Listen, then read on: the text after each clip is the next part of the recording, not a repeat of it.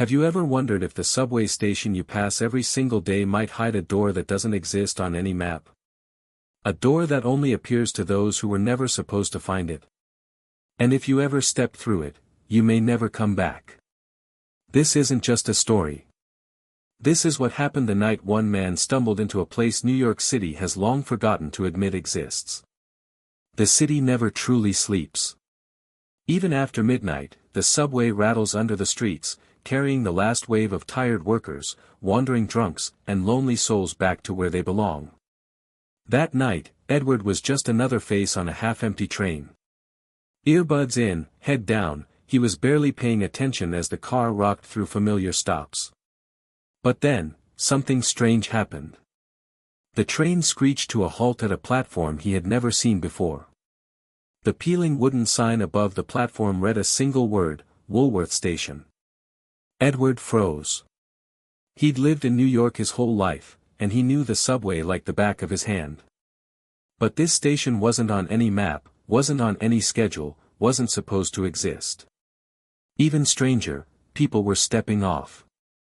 Not many. Just a handful. But their movements were odd. Slow. Almost too quiet. Their faces blurred in the dim yellow light, like smoke on old film reels.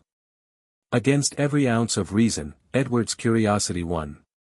He rose from his seat and followed them onto the platform. The second the train pulled away, silence hit him like a wall.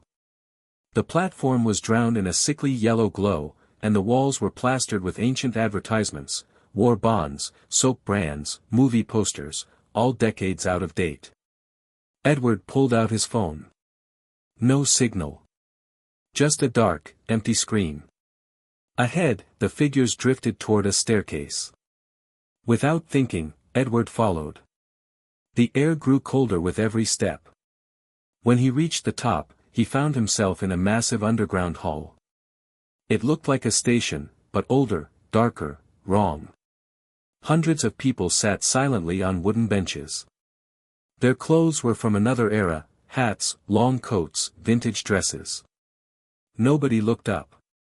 Nobody spoke. It was as if time had swallowed this place whole and left its passengers behind. Edward sat down on the edge of a bench, heart racing.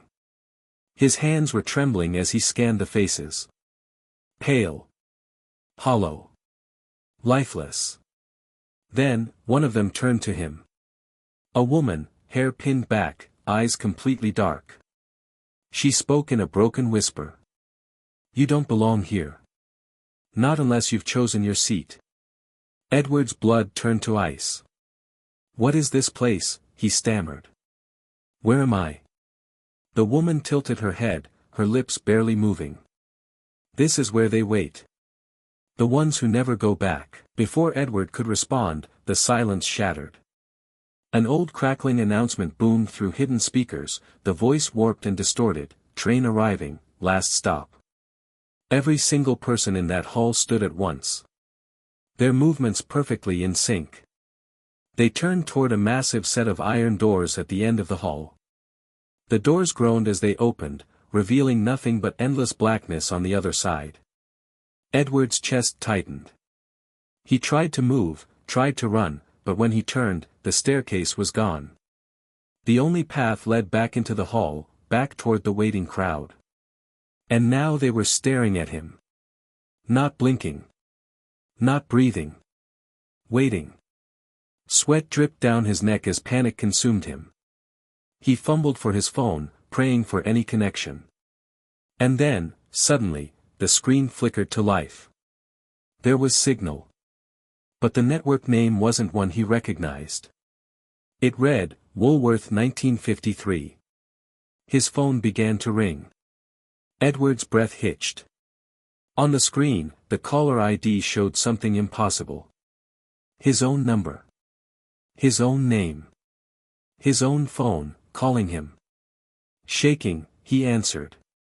On the other end, his own voice. Low. Urgent. Whispering, "If you want to go back, close your eyes. Now." He didn't think. He just obeyed. His eyelids slammed shut, his fists clenched, his heart beating so loud it drowned out everything else. And then, silence.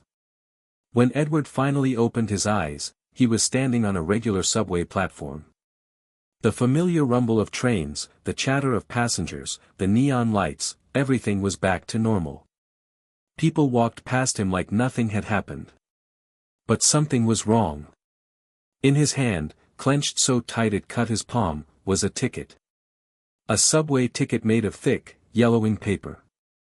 Printed on it was a single date, March 25, 1953. Edward never took the subway at night again. But sometimes, when he passes the entrance, he hears it. That same distorted voice echoing in his ears, train arriving, last stop.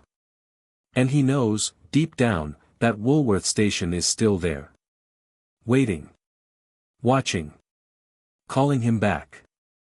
Because once you've found the hidden station, it never lets you go.